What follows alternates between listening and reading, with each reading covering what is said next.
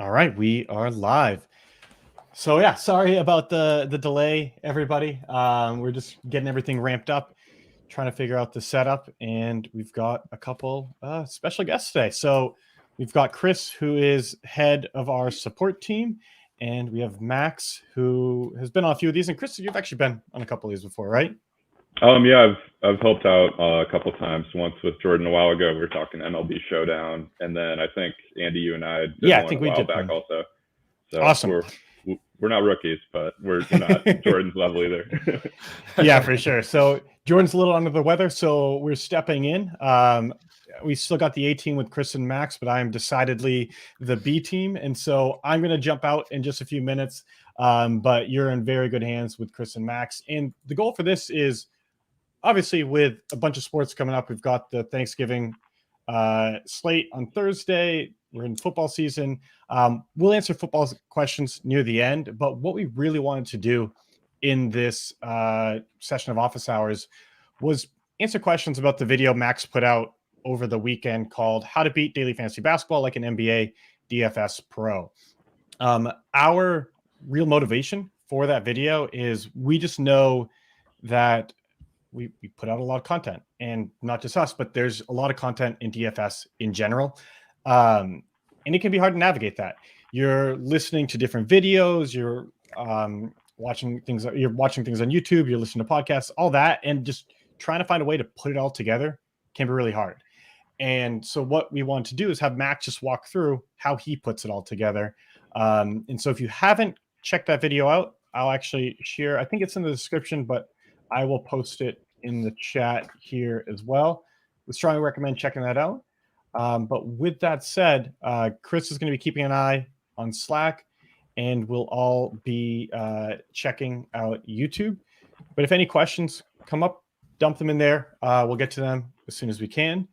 And I guess just first, before we get into the questions, Max, for that process, like how much did that, like, would you say that's a typical night for you? How would you compare that to just how you're looking at a normal DFS slate? Was that average, a little less, a little more? I would say that was a pretty typical night. I mean, it was a really big slate. So if I had more time, I could theoretically have put in a lot more work, and sometimes I do. But usually I do start my process around 2 or 2:30. Sometimes I'll look at things early just to get to a feel for the slate. But I usually don't spend from basically, before lock. Obviously, if there's like some reason for late swap, which there usually is, then there's added time. But I usually don't spend more than 2 or 1.5 hours on a typical NBA slate. But when they're really big, it can take a lot of more time, and when they're small, it can take a lot less time. Yeah, I mean, I feel like with NBA specifically, and Chris, just jump in if any questions are coming in Slack. But yeah, I feel like with NBA specifically, with how much news there is and how big of an impact it makes, it almost can point you in the wrong direction if you start doing research too early in the day. And I mean, like, you're obviously gonna get a feel for different scenarios if you have the time, but would you agree with that, or am I off base? Yeah, no, I definitely agree. I think, if you watch the video, how I start off my research process is just by doing a build. And if I did a build at 9 a.m., it might look a lot different. Usually it will. And so if you're using that to get your ideas, it's possible 5 hours later, most of those players will be irrelevant because injury news comes in throughout the day. And that can really change the slate. If there's suddenly a very good value play, then suddenly these higher salary players are in play, and it changes lineup construction completely. And so, yeah, I would say that sometimes even doing research early can actually kind of be useless. There's some exceptions to that, but I think in general, a lot of your research is going to be best served actually in that 2 to 1 hour period for lock. Yeah, I think if you're looking at the slate ahead of time, like that early doing research, looking at people you might want to target, if you're doing that, you need to like come at it with the mindset that I might need to just throw all of this out the window when we get closer to the slate, and like that's okay. But if you get those ideas stuck in your head, you might end up kind of committed to those plays that are actually hurting you instead of helping you. Yeah, and I know one of the things that Jordan talks about with a lot of sports is doing test builds and research builds and just really getting a feel for where SaberSim is at on a slate. And it's still, yeah, with NBA early in the day, I would still do one of those builds, mainly to just make sure you don't have dummy lineups left in place and just spend like a couple minutes just seeing where you're pointed so that when you come in a couple hours, an hour before lock, something like that, you have the right idea, but you're not trying to lock anything in too much because again, it's just such it's so fluid with all the news that comes out there. And I mean, Max, from your perspective, are there any other? It's a bit of a broad question. Like, are there any other things just by keeping an eye on SaberSim Slack, just by talking to other people in DFS? Like, are there any other mistakes that you see people often make with NBA DFS, whether it's overcomplicating certain parts or not focusing on other areas? Like, how would you describe where you can see people get tripped up a bit? Yeah, I think sort of some part of where I really hone in my process that might be different than some of the common thought, but I think is really good, especially for basketball, is kind of just focusing on minutes rather than matchup or any consideration other than that. Because I think what is going to be like way less clear to you just by looking at our app is how much SaberSim is accounting for matchup, yet how much we're accounting for like injury impact and things like that. Not talking about a minute perspective, but just talking about a general perspective. That's not going to be that clear. It's kind of black box. Obviously, a lot goes into it. We've worked really hard on our model, and I'd say in terms of modeling fantasy points per minute or usage or points or assists and all that stuff, we're going to do a real good job with that usually. And so I think people make a lot of mistakes where they try to get into matchup. They try to double count things that are like usage bumps because of injury and stuff like that. And so if you watch my video, you can see that I focus a lot on minutes, and it was basically the entire part of my process. And if you do that, you're going to have a much easier time adding some value to the projections than trying to like deep dive into this fantasy point per minute stuff or usage or anything like that. You might end up going overboard, or that just takes a lot more experience, a lot better feel for SaberSim projections. Yeah, we do have a few questions coming in, but I just have a couple more, and then I'll duck out and let Chris kind of direct you through those. And then, honestly, Chris, as other things come up, obviously, we'll put the subscriber questions first. But I would love it if you just ask Max some of your own questions about just his process, things where you get tripped up, that sort of thing. I think it can kind of be a good way to not necessarily like grill Max or interview him, but just get a look into some things that might not be covered as much. And one of the points I did just want to stress before ducking out is that, Max, I believe you showed in the video the NBA, like the lineup alerts channel, right, in Slack? No, I use Basketball Monsters player news. But I mean, for when Sims are kicking off. Oh, yes, I did show that. Yes. Yep. Yeah. So this is actually something that we'd love to get your feedback on, anyone watching this. But we're trying to work on ways to be more transparent about what's going into the Sims, when the Sims kick off, when do we have news, all of that. And right now, though, there is a really easy way to just get an idea for if you can trust the Sims or not. There's a channel in Slack just called NBA lineup alerts. And in that, it will say whenever we kick off a new Sim. We have spent a lot of time getting our data feeds as fast as possible. So once lineups are confirmed, really within a minute, if you're seeing it on Twitter, I would expect to see a Sim kick off at SaberSim. And then within 3 to 5 minutes of that, those Sims will finish. And so that's going to be the easiest thing to look at for just saying, okay, like, has this accounted for it? Obviously, you can go in and check the minutes, but sometimes it's not as clear. So that's just one tip that was from the video that I think would be a really big thing to pay attention to. And I guess the long-winded way of getting to my actual question, Max, is are there any other things like that? I know you talked about the injury news with Basketball Monster. Are there other things that you just want to stress that are like valuable to just pay attention to make sure you're getting the most up-to-date news?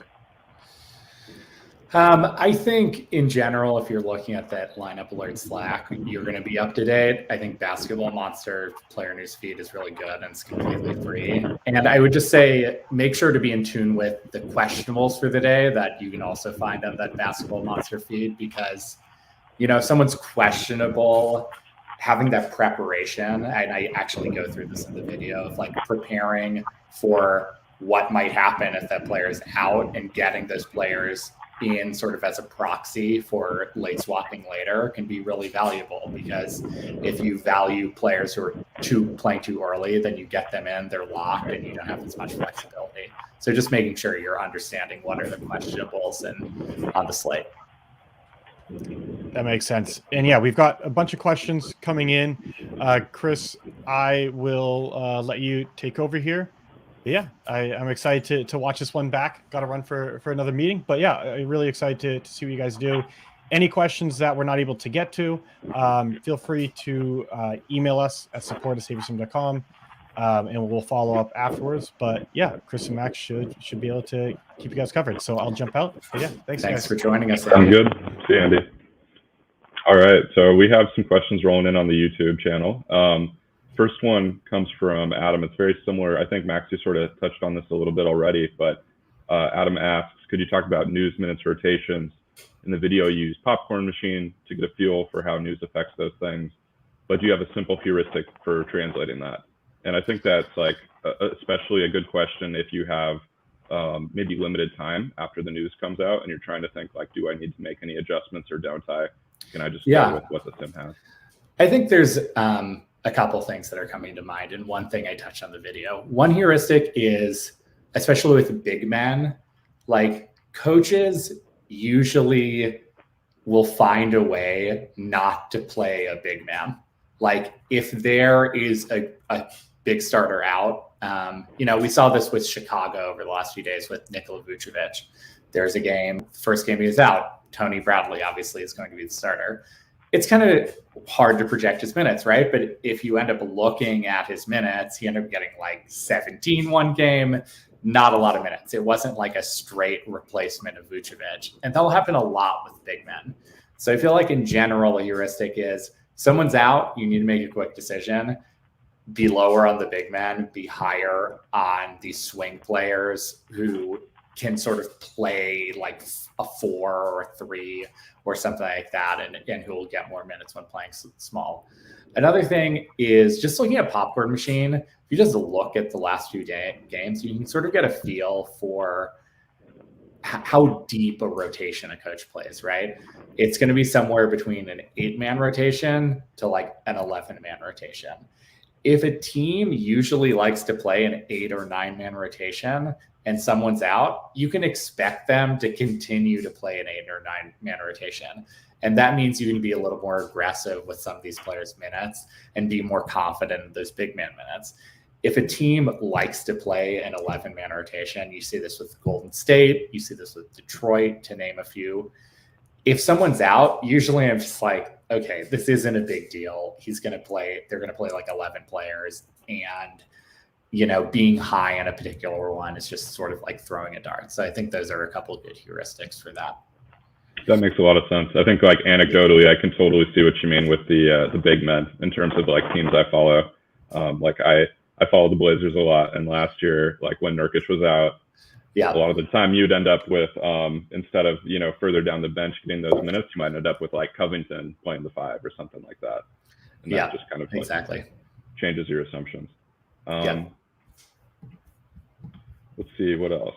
We have a question from Miranda, I believe you're familiar with. What if you go full tilt on Carmelo? We don't have Carmelo on the Blazers anymore. I kind of miss him. Luckily, Carmelo usually doesn't make it into my core plays, but he's been having a good season. So yeah, he's one of those kind of high upside, high variant players that, especially on like a small slate, I think if you have a couple lineups with Carmelo, you can definitely capitalize on that. Right. Okay. So Cody unfamiliar with NBA in general, how would you approach NBA DFS as someone who doesn't follow the sport closely? I think this is a great question. And I think in general, and I think this can apply to any time you're using SaberSim, all you have to think about is when you're not experienced with something, is what are little ways that I can add value? Like, how do I know that I can add value? You have to do a minimum of 2 things to be compliant with DraftKings guidelines. So start with there. Be like, okay, what are 2 adjustments I can make pre-build or post-build that are going to help? Really simple ones would be like, look at the questionables and just sort of like boost some players that would benefit from that questionable player being out, so you can be prepared to late swap later. Another thing is just sort of, look for a rotation that's a really tight rotation or something like that. And, find a player that might get bigger minutes. It's a little more complex, but that's something that you can do. Just try to do some research that you feel like can add value, and just make an adjustment either pre or post build. And, you're going to add something. And if you can add maybe 3 or 4 things every time you play fantasy basketball, you're probably going to be able to be profitable, especially if you're playing low stakes GPPs and you're taking advantage of late swap. I think, our owner, Matt, said last year, he basically, he doesn't really adjust projections because he built the model, right? So it's like anything that he would do differently, he would just update the model. And so something he does is he makes some exposure adjustments post build, maybe lowering some of the highest exposure players or raising some guys that he wants to get a few percent of, and then he just does a lot of late swaps every time there's a new game. So I think there's a lot of ways you can add value. Taking advantage of late swap is one, but just doing a couple little things, that's where it starts. Yeah, I think you make a really good point of just trying to focus on a couple things, because it can be very overwhelming if you try and take on everything at once. But if you can just focus on 1 or 2 ways to add some value, and focusing on those questionable players is where you're going to leverage your time the most effectively too. And so if you just look at the player pool and see who's questionable and how am I going to account for that, that's a great way to get the most for your time in terms of helping your chances to do well. See, we have a question from Nacho Man, Sandy Cabbage. Jordan loves the idea of a test build. How do you run your first test build? I noticed in the video, I think you just went with the default settings, which I think in NBA makes sense. But yeah, so this is sort of a difference between maybe NBA and MLB and NFL. Is in NBA, you can see by your settings, the sim variances are going to just be lower in general and NBA. And the reason for that is, there's not as much difference in NBA between someone's average projection and their standard deviation or their upside. There are little differences, and that's why we use sim variance. It's going to add some value, but it's not going to add that much. And so it's not going to be that valuable for me to do a 0-0-10, which is, if people are watching to know, that's going to basically build you lineups that are optimized for just one simulation of every game. So not to say that that's not valuable, because I think it is valuable. You can do that. You just don't have to. The reason I was doing the test build was just to see what type of player I was getting as a means of who to focus on, instead of getting any information from the simulation. So you can do that, and that's fine. I think you can go anyway with basketball. In terms of football or baseball, doing that 0-0-10 is going to add a lot of value, because it's going to give you a good idea of what the simulations are looking at. And there's a lot more variance in those sports. Yeah, that makes sense. I think in NBA, especially when you run that test build with a lower sim variance, you get a sense of who is going to appear in more of your lineups. And it provides value, not in terms of just what do you think the field is going to do, but also what am I likely to have a lot of exposure to, and who are the players that I should go back and look at. Right. Yeah, it's with basketball, I'm actually sort of thinking about what you just said, is who should I focus on because these are the players I'm getting a lot of exposure to, as a place to start my research. Because if you watch the video, what you see happen is I start researching one team, and then that sort of bubbles over into, okay, who are they matched up against, and that all bubbles over, and it ends up just being like this kind of like wormhole of like different research, and it's just a good way to figure out where to start. For sure. I think like another thing that kind of overlaps with that is like an alternative is pre-build if you sort the player pool by like value. Since NBA is so projection driven, that when you do that, you can get a sense of the higher value players are the people that I'm likely going to have the most exposure to. And if there's anybody that like sticks out to you as an injury situation or just like an uncertain situation that you're not confident in, that's another place that you can go look to investigate. Yeah, I do that quite a bit. Just sort by value to see, and especially if you see some value that's really high, then that can be an indication like, oh, maybe something is too high or something is wrong, or maybe I made a mistake. So totally. Okay, we have another question from Aaron here. Do you focus more on maybe the 10 most exposed players, since NBA tends to have a higher exposure to 4 or 5 players? Yeah, I think we just touched on this. If I'm understanding the question correctly. Yes, I basically look, that's why I'm doing the test build, is I'm looking for which players should I focus on, adjusting their projection, or looking at, sometimes I'm actually looking at, okay, I'm getting this player a lot. Is he going to be popular? And if that player is going to be popular, where's another place I can go? So that's another reason that it's good to focus on that. But yes, I usually just focus on the players I'm getting a lot of exposure to see where I can add value, because changing a projection or changing exposure there is going to change the profitability of my lineups the most.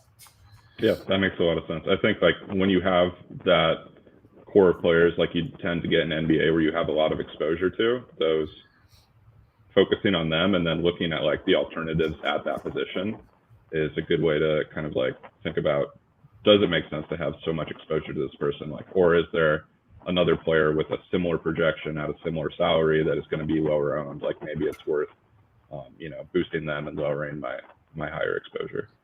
Yeah. Okay. Exactly. So David asks, didn't quite understand the process in step 1 of boosting players who may gain minutes if a starter is questionable. Do you upload lineups to DK or FanDuel and then late swap if the starter is not out?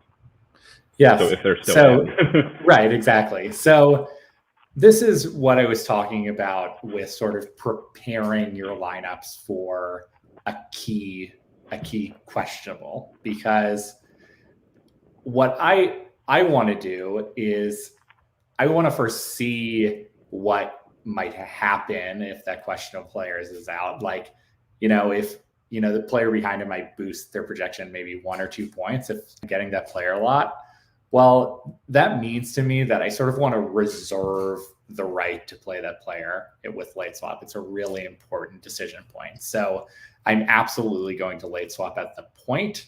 And what I'm doing by boosting those players is I'm just sort of setting it up so I get more of these players in my lineups, which will give me more flexibility later when I want to late swap and be able to get more of those players in the lineup. Now, if the starter then plays, what I'll do is I'll revert all those projection adjustments. And you can also do something like boosting the starter actually and giving him a higher projection, because that player is probably going to get lower ownership than he would if he was not questionable. Some people just don't play questionable players because they don't want to late swap. And so maybe I'll boost that player and try to get them more. But I think it's a better setup to just sort of prepare your lineups for that situation, because if that player is out, it can add a lot of value to your lineups. And I'm not boosting these players as if the questionable player is definitely out. I'm sort of just going halfway. Yep, that makes a lot of sense. I think like the point you said about boosting projections for actually the players that are questionable, so that you have more optionality later, either if they are ruled in or if they're ruled out. In either case, it gives you a chance to improve those lineups that contain that player. And because in either case, they're probably going to be under-owned for either the backup or the starter. And so it just gives you that flexibility to improve your lineups as the night goes on. Let's see. So another follow-up from Nacho Man. How do you narrow down what you deem to be the lineup you'll use for a single entry? I don't think you covered single entry in your video, but I believe you used your rank fill method. Yeah. So that kind of like touches on this.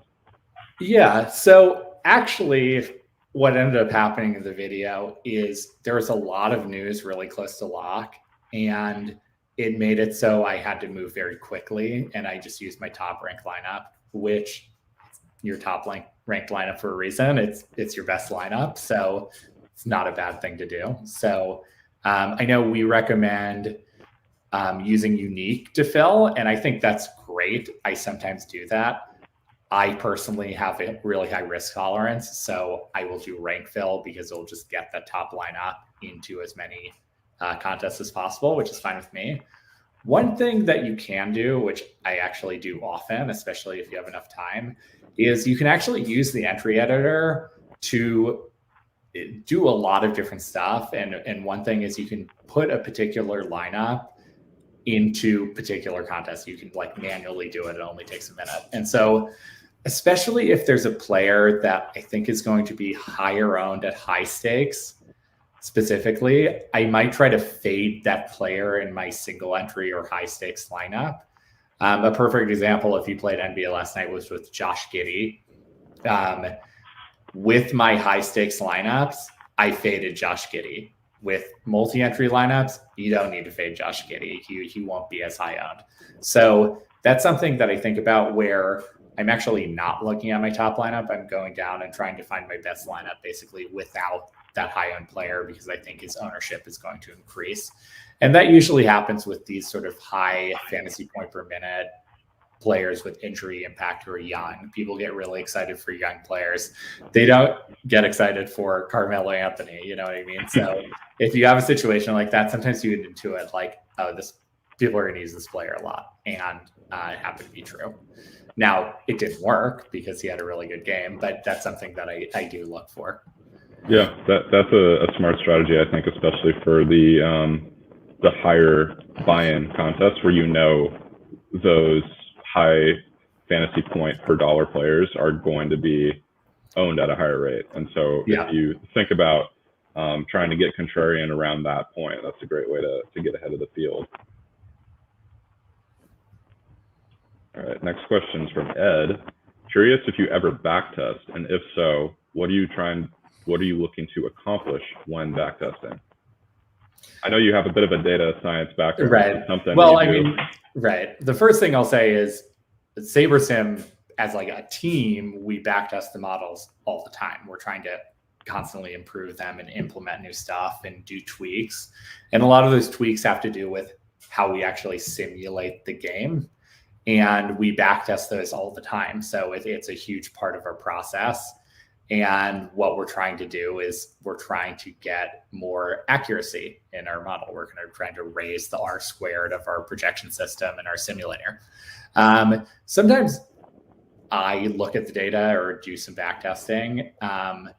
Luckily with NBA, I feel like it's actually not as important because there's not as much variance in it. So if you do something right, you're actually going to usually get the feedback that you're right? So if I think, okay, this player is going to have really high minutes because X, Y, and Z, and then the game plays out and the player gets really high minutes, that's basically good enough to say, okay, I mean, it's not perfect, but it's good enough to say, okay, the way I was thinking about this is probably correct, right? And so that's actually how I sort of came up with this idea of looking at rotations, is because I ended up noticing that some coaches had way tighter rotations than other coaches. And when I actually like tracked that, just like looking at the different teams, the different coaches, it seemed to just be pretty stable. Like if a team played an 8-man rotation and there's an injury, they just continue to play an 8-man rotation, right? So a lot of times you don't actually need to have a data science background, particularly for NBA, to even get feedback on what you're thinking is right. You're usually just going to see it in whatever your theory was. Yeah, I mean, this comes up from users all the time, where people are always wondering about like how can we backtest to improve our process, or what settings should I use? What are the most successful settings? And those are things that like Matt and Will and the rest of the modeling team here at SaberSim like really put a lot of time into, to make sure that users can direct their time to other ways to add value, where you're just going to get a way better return on your time. And so I know that for people that are really into DFS like me, that definitely appeals to want to go in and backtest and like find the perfect solution. But there's just way better ways to spend your time trying to get a better result. Yeah, we're doing that for you. Yeah. We're doing the heavy lifting. Yeah. So question from Steve: how did you handle the Kings yesterday with Gentry's first game as head coach? Did you make any adjustments? Chris, I would actually love to share my screen, because I think this is a great situation to actually show how I use Popcorn Machine. Let's see, is my screen being shared? Yeah, I'm going to add it to the stream right now. You ready? Okay, gotcha. Yep. Cool. Okay, so if you watch my video, you saw me use this website. It's called Popcorn Machine. And so let me start by answering this question. How I handled the Kings yesterday with Gentry's first game as head coach is I didn't, because it's just an unknown. If you really wanted to do heavy research, you could look at his history as a coach, and that would be totally fine. But I think the important thing now actually is just looking at this in hindsight, right? So if we're on Popcorn Machine and we look for Sacramento, and let's look at their last 2 games, basically, and we can see how the rotation might have differed if he played a wider rotation or a less wide rotation, right? So these are 2 games with Luke Walton, I assume was the coach. I think he was. And if you can look at the first half before this came into blowout, there's about a 9-man rotation. You look at this game versus Utah, it was a 9-man rotation. So it seems like Luke Walton basically uses a 9-man rotation. Let's look at this game versus Philadelphia. It looks like basically he used, and I don't know if the players are the same, but it looks like he basically just used a 9-man rotation again. And so what am I going to do with this information? Probably nothing. There might be a player that maybe is going to get more minutes in this situation with Gentry as a coach, but right now, and I'm not sure if the starters change or things like that, but I'm sorry, I'm not remembering this very well. But my general takeaway is I'm not going to take much away from this at all, because the key factor is just going to be, are the rotations changing? Is it going to be a bigger rotation or a smaller rotation? And if that's not changing, then it's you're sort of like just drawing out of thin air. Yeah, I have a question actually on the other side of that game with the news around the Sixers with, I believe it was after lock, Curry was ruled out, and then Harris was already out as well. How did you react to that or incorporate that into your process? Yeah, that's a great question too. So one thing that I think is a really, really good signal is if a team legitimately doesn't have more than 10 players, right? So I think the 76ers, if I remember correctly, actually only had 9 active players because of all their injuries. And when you have a situation like that, it really lowers the downside of your players, because they can't have these low minute games, even if there's a blowout. They're going to get minutes. And it can raise the upside of some of these starters because they just have to play a lot. If you're looking at this, you can see Georges Niang played 39 minutes, which was big for him. Drummond played 31, which was high for him. Shake Milton played 36 off the bench. And so how I handled this was I really like Drummond, and so this is an interesting thing, right? It shows the value of having these players ready for a late swap, because what ended up happening is I really like Drummond, and I actually couldn't put him in my lineup because I only had 2 available slots left and I didn't have the salary, right? So I ended up changing my lineup. I just did one lineup last night, and I ended up putting Shake Milton in with, I think, Korkmaz or maybe Yang. I forget. But I did end up changing the lineup. But when you have a situation like this, that's when you go, oh man, this is going to be a great situation for the 76ers. And these guys are probably going to play a lot of minutes. And Drummond, especially a big man who's high fantasy points per minute like Drummond, that was certainly my favorite play. Yeah, that's awesome. I think there was a question in Slack last night from a user when they saw Shake Milton's minutes projection of 32, and they were just surprised by how high it was, considering that he wasn't starting that game. But then when you dug into the Sixers roster and who was active, and you looked at the minutes projections for those players, it was almost it seemed like it was almost impossible that he wouldn't hit that mark. Yeah, they just didn't have the bodies. Right. That's another small heuristic that I like is if a team doesn't have much scoring, they're gonna have to play someone who can score. And if you look at their bench, none of these guys are sort of like swingmen who don't score and don't get a lot of minutes. So it was very clear to me that Shake Milton was going to get a lot of minutes, especially when you have someone like Tybal and Yang who would just do not really score. So that's a good point. Yeah, you can't roll out a whole second string of guys where none of them can make their own shot because exactly not going to put any points on the board. I don't even know if I'm pronouncing this guy's name right, so pardon Your me. guess is as good as mine. So. Yeah. So next question from Phil. How can you tell a DFS player, tell the difference between variance or a bad process when it comes to losing slates? I think it comes down to what was your thesis for making a change, and did that thesis come true, or was there a good reason why it didn't, right? So again, let's say you think someone's going to get really high minutes and they have a bad game, but they play 38 minutes, where you can say, okay, well, I was right about the minutes, and then the variance of fantasy points is just not catching up with that, but that was a good process. Or, sometimes you're really bold, right? Like last night, I thought Clint Capella had a really good matchup. And I thought he was going to get a lot of offensive rebounds. I thought Oklahoma City, with the injury to Gilgeous-Alexander, was going to be bad on offense.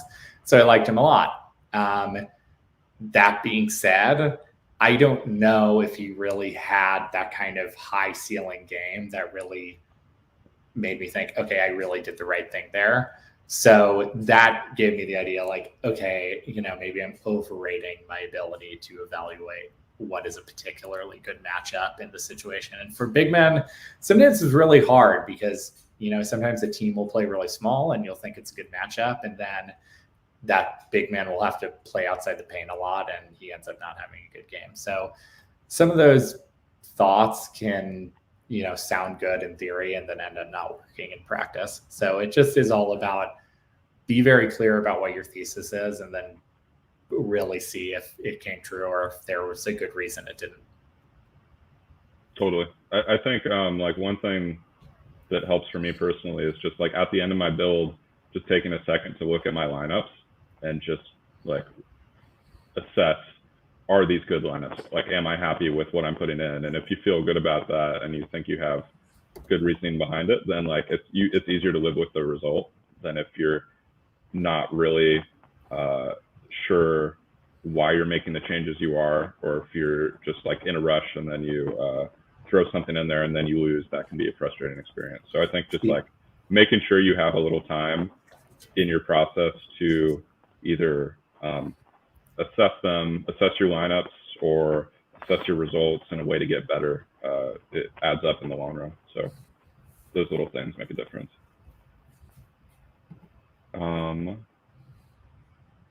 Another question from Steve. Do either of you adjust the team totals and not the player projections?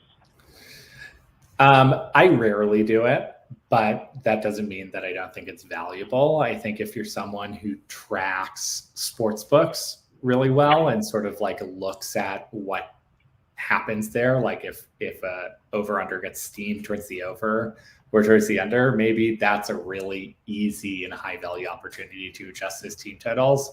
I usually just am not looking at that, so I don't do it, but I think it can be valuable. Yeah, I think in NBA, it would be hard to do that in a way where you can like keep it live for all the news. Yeah. And so kind of going with what SaberSim has, I think is just a lower risk approach probably. Yeah, that's a good point, because if something you'll see in my video is I actually just took a bunch of notes. I didn't make any adjustments until the very end. And the reason is because you really want to make sure you have the most up-to-date projections. And the way we work is if you adjust someone's projection, we don't just readjust them when the projection changes, because that would screw a lot. We don't want to just overwrite all of your work. Right, exactly. And so in general, I think, you want to make sure that you don't overlook someone that you adjusted now because of injury, or like 3 or 4 points higher, and you're missing that adjustment. For sure. So question from James, how do you guys set manual mode options? I believe he's referring to build settings. I know you like to sometimes tinker with salary regarding like timing around late swap, things like that. But is there anything else you like to do? I think mostly that. I think especially with a late swap, if there's someone who's become just such a good play and a high value, that sometimes you want to lower them in salary to make sure you get that player in as much as possible. And sometimes when I'm late swapping, I might lower sim variance a little bit because I want to take into account projection more, because I'm doing a specific thing with adjusting a player's projection. Otherwise, I mean, even if you do that, it's not making that much of a difference. Like moving a slider 1 or 2 points in one direction or the other is not going to be that big of a deal. And there's a reason that the default settings are there. We think they're the best settings. So usually I'm not changing them that much. Yeah, I totally agree. I think just the salary factor of late swap, making sure you have enough slack in your lineups to take advantage of that news. That's just like the main thing I would emphasize, especially on a small slate, like a 2-game slate where the games are spread out.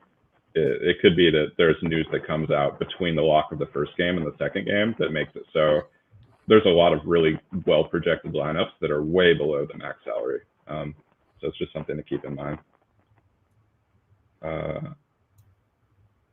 So a question from Tracy, will we ever be able to increase minutes for a player instead of the projections? That's not something we have available for users at the moment. I don't know if that's something we could ever, or we'd be able to like add in the near future. I don't think so, because it would just get really complex. But how do you handle this, Max? So, I mean, we'll definitely suggest it. I think it's possible. I wouldn't just completely dismiss that we could add that, because it's sort of like, it's something that is possible. I'm sure we could do away with that. I doubt we could get then those new minutes into the simulation, but we could change the projection for you. I think in general, if you sort of work around the idea that 1 minute is essentially 1 fantasy point, and for some players it's going to be lower and some players it's going to be higher, if you're estimating around there, you're going to do pretty fine. So, and you can pretty easily tell if someone is better than that, right? If their fantasy points match their minute projection, then they're at a fantasy point per minute. If it's lower, then adding a minute is going to be a little less. If it's higher, then adding a minute is going to be a little more. And that's a nice little easy way to do that. For sure. Let's see. Oh, this is a great question from Pops. How do you approach small NBA slates like tonight? I have worse luck on small slates, no matter what it seems, whether I'm using an optimizer, SaberSim, or making my own lineups. I personally love small slates in any sport because I think it just gets really interesting from like a game theory and ownership perspective. But what do you think? Yeah, I think they can be really fun too, because you can do deeper research into teams and sort of find these value plays that can get low owned and can be pivots off of some of the most popular plays. I think 2 things are important. One is looking at the spread of times between games and looking at who's questionable. This is a really interesting one because the first game starts at 4 Pacific time. There's another game that starts at 4:30, and then there's not another game until I think 6 o'clock. And because of that, you have this interesting split where you're going to get a lot of results before then, and then you're going to have these late games, and you can sort of adjust your lineups and get more aggressive if you don't play a good play or something like that. So there's just like a lot of ways you can play here, but I think checking out the spread of time so you can sort of prepare for what may happen and taking advantage of late swap and making sure that you're sort of devaluing some of these early value plays because you want to have room to possibly have value plays later if there's a change in news. Playing all of that really well and using late swap is going to be really important. And I think the other thing is taking a stand or getting creative, right? There's going to be a couple plays who are going to be really popular, particularly value plays that can easily fail. And there's sometimes situations where you can pivot off the popular play. And if that pivot works, that you're going to have a huge edge on the field. For example, we were just talking about the Philadelphia game last night, right? If that was part of the slate, right? Furkan Korkmaz would probably be really popular because he was starting and there's not that many players. And usually people, when someone's announced a starter, there's a boost in their ownership. But, if you were really confident, like, okay, if Shake Milton plays a lot of minutes and has a good game, Korkmaz might not have as many minutes. You can sort of go crazy and raise your exposure a lot to Milton, lower your exposure to Korkmaz, sort of make sure your lineups don't have both of them. And that kind of pivot can win you a lot of money if it comes true. Totally. I think a lot of those same concepts apply to other sports also, and that'll be really fun with the Thanksgiving NFL slate coming up. Yeah, the Thanksgiving NFL is a great one. Yeah, it is really fun. No, I love looking at any sort of position where that one play is going to be really popular at like a certain position. Like for the NFL slate, like I haven't looked at it in too much detail, but it could be that there are a certain maybe a certain defense or a certain quarterback that is going to be chalky, and that can just be like a good place to think about is this player over-owned or under-owned relative to how likely I think they are to be like the highest scoring at their position. And in a high variance sport like NFL, there's a little more wiggle room there in terms of like getting contrarian, but still applies to NBA also.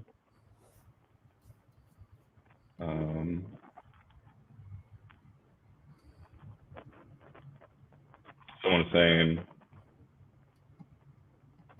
I was speculating about basketball. That's right. Yeah. I have a question, actually, based on last night's slate. I was kind of thinking, do you ever factor in blowout risk into your process when thinking about how much exposure you want to anybody or what adjustments to make? Are you thinking because of Milwaukee? You read my mind, yeah. Yeah, so I think when you have blowout risk, what I'll usually do is that's actually a good opportunity to try to game stack a little bit. Because, for example, like in my lineup I made last night, I had Giannis, and I was thinking, okay, there is blowout risk here. So I do want to have at least one Orlando player, because if they're going to be correlated, because if it ended up being Jalen Suggs, if Jalen Suggs does well, then Giannis is probably going to have to play more minutes because it's going to be a closer game. If he doesn't, it's probably going to be a blowout, which is what ended up happening. But I think that idea of when there's blowout risk, doing some sort of game stacking can help a lot. And I think, in GPPs, you want to be risky. And so, if you're playing cash games, those huge blowout games can really lower the floor of your lineups. But if you want to win a GPP and people are going to get off Milwaukee because of this blowout risk, then it might make sense to then play more Milwaukee and just hope that it's not a blowout, because those players might be the best plays. So in general, I don't think about it that much, but if I really believe there's a blowout risk, you definitely want to game stack. That's a really smart strategy. I never thought about the stacking element in order to get that correlated event, because their minutes are going to be have a wider range of outcomes in that type of situation. Yeah. Looks like we're getting down to the end of the questions. Okay. I'll check out Slack really quick, but is there anything else you wanted to touch on in the meantime? Yeah, I guess as just a final point, I think just going back to the question about how do I add value? What should I do if I'm not that experienced? Obviously, in this video, I do a lot of stuff. I do a lot of research, and the goal was to really just show you my entire process and get a feel of like, how can I use SaberSim? How does a professional's process work? But I think what really is valuable is just finding your own ways to easily make some good adjustments or utilize late swap, or find the thing that's easy for you that is going to add value to your process, and do it. And if you do that and keep it simple, you're almost certainly going to be a winning player. For sure. Yeah, if anybody has any more questions, or like NFL questions or anything like that, we have a few more minutes. We'd be happy to answer them. Do you have any Thanksgiving plans? Are you going to be playing the DFS slate? I'm going to Arizona, so I have yeah. access to sports betting. So I was saying before this call that I'm going to just start parlaying some props and see what happens. But no, I mean, I'm sure I'll play the Thanksgiving slate and have some fun with it. I've had some good experiences in the past, so hopefully I get some good luck again. No, those slates are always really fun. Yeah. We have one question just rolled in. As someone who doesn't watch any pro sports, do you guys feel that this could have a negative impact on my DFS lineups? I think this is something that people kind of have like arguments on both sides, but what do you think? When I first started playing daily fantasy, me, my brother, and our friend would all watch the games and like scout. And I felt like we ended up actually doing worse doing that, because I would sort of like see a quarterback play and be like, oh, this quarterback is garbage. And then the next game you play fine, or a basketball game where someone's missing every shot. And then the next day they have a great game. So I watch mostly for fun. Sometimes that helps me get ideas for, some sort of heuristic or some place to research. But I think as long as you are tracking something in some way, you don't have to watch the game. You just want to find your ways that are going to add value, and that might not have anything to do with watching a game. Yeah, I love watching sports. You can't pull me away from the TV on Sunday, but I think like there's definitely the risk of you trick yourself into identifying more things than are really there, and when you try and put them into action, you do yourself more harm than good. But I think if you follow one team in particular like very closely, though, you can probably find some things in terms of, like you said, rotations in NBA, or in NFL, it might have to do with like injuries at certain positions on the defensive side that maybe other DFS players aren't picking up on. But you have to be really careful that you're not just shooting yourself in the foot. Yeah, I think watching it to get general ideas instead of scouting particular players, you're probably going to do a lot better.